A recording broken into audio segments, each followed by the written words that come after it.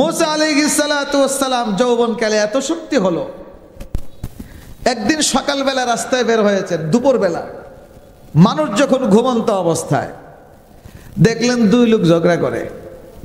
এক লোকটা মুসা আলাইহিস সালামের বংশের, আর এক লোক হলো ফেরাউনের বংশের। তখন সরকারি দল হলো ফেরাউন, আর বিরোধী দল কারা? কথা কয় না। এটা আগের জমানার থেকেই, যারা সরকারি দলে দীর্ঘদিন থাকে এরা জালেম হয়, দীর্ঘদিন যারা বিরোধী দলে থাকে এরা মাজলুম হয়। এটা আগের জমানার থেকেই। তো মুসা নবীর জমানায় প্রথম দিকে সরকারি দলকে ফেরাউন কত পরিকল্পনা করছে মুসার যেন জন্ম না হয়। এখন মুসা আলাইহিস সালাম দেখলেন দুই লোক ঝগড়া করতেছে। এখন যেই লোক মুসা আলাইহিস সালামের বংশের, মুসা নবীরে দেখে তার সাহস বাড়ছে, মুসা আমারে বাঁচাও, আমারে বাঁচাও।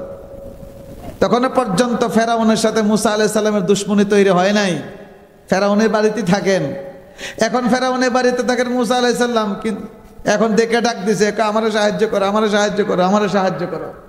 মুসা আলাইহিস সালাম কেন, আরে এরা তো বিরোধী দল আর ওই লোকটা সরকারি দল, আসলে সেই হলো জালেম আর আমার গোষ্ঠীর মানুষটা মজলুম, এখন শাসন করা দরকার।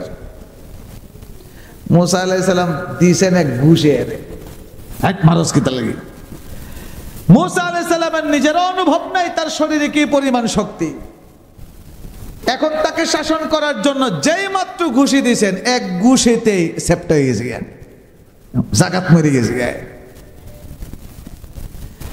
ودخل المدينة على حين غفلة من أهلها فوجد فيها رجلين يقتتلان هذا من شيعته وهذا من عدوه فاستغاثه الذي من شيعته على الذي من عدوه فوكزه موسى فقضى عليه قال هذا من عمل الشيطان।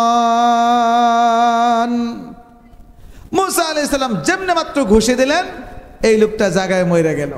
এখন যে বয়সে মুসা আলাইহিস সালামের ঘুষি খায় লোকটা মারা গেল, বুড়াকালে, শিশুকালে না যৌবনকালে? আস্তে কন, বলেন কি কালে? যৌবনকালে।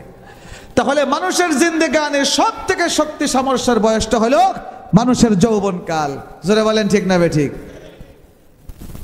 এই জন্য অনেক কবি মানুষের এই যৌবনকালটাকে ফুটন্ত গোলাপের সাথে তুলনা করেছেন। গুল, আমি তো সেরা জানি না। এক ফার্সি কবিতা আছে, কার বয়ানে শুনছিলাম, উলামায়ে কেরাম বলতে পারবেন, আমি ফার্সি জানি না। অর্থাৎ মানুষের যৌবনকালটা হলো ফুটন্ত গোলাপের মতো। বলেন কিসের মতো? ফুটন্ত গোলাপের মতো।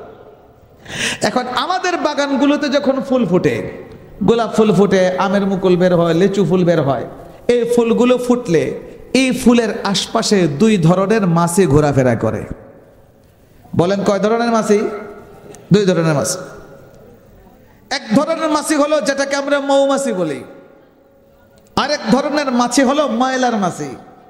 কাঁঠাল ভাঙলে আসে, বাথরুমের পিছনে থাকে, স্বাস্থ্যগঞ্জ পৌরসভার ড্রেনে পাওয়া যায়, এই মোটা মোটা মাছি। আর কি সুন্দর করে উড়াউড়ি করে হেলিকপ্টারের মতো বলেন, আসেনি না নাই? আরেক দল মাছি হলো মৌমাছি। এখন আপনারা বলেন তো দেখি, মৌমাছি তার যে স্বভাব, সে সব সময় ভালো জায়গায় যায়, ড্রেনে মৌমাছিকে পাওয়া যায় না। বলেন, মৌমাছি ড্রেনে যায়? ময়লার ভাগারে যায় না। মৌমাছি কখনো ময়লার ভাগারে যায় না। মৌমাছিকে ডাস্টবিনে পাওয়া যায় না। মৌমাছিকে কোনো পায়খানায়, বাথরুমে পাওয়া যায় না। মৌমাছি যায় ফুলের মধ্যে বসে।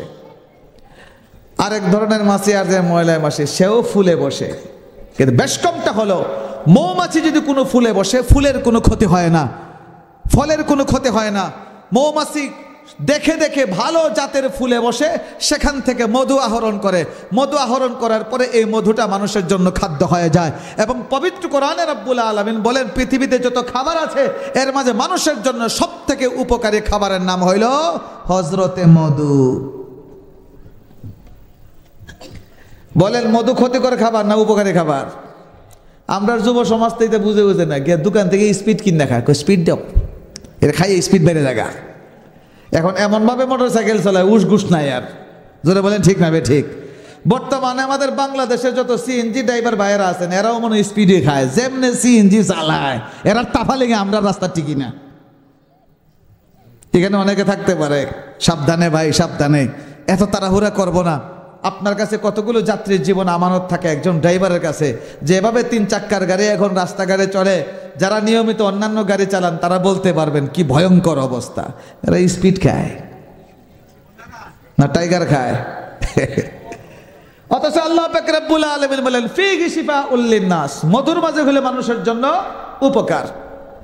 মুহতারাম হাজিরিন, আম গাছের মুকুলে মৌমাছি বসলে কোনো ক্ষতি হয় না, কিন্তু এটা যদি ময়লার মাছি যদি বসে, আমের যে ফুলটাতে মৌলার মাছি বসে এই ফুলটার থেকে যে ফলটা হয়, যে আমটা হয়, এই আমের ভিতরে ভবিষ্যতে সুন্দর আম দেখে বাজার থেকে কিনে নেবেন, দাও দিয়ে কাটলে দেখবেন ভিতরে হজরতে কিরা কুটুকুটু করতেছে।